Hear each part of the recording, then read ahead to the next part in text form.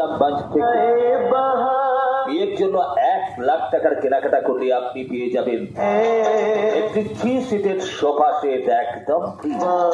হ্যাঁ, ঠিকই শুনেছেন, 3 সিটের সোফা সেট একদম ফ্রি পাবেন।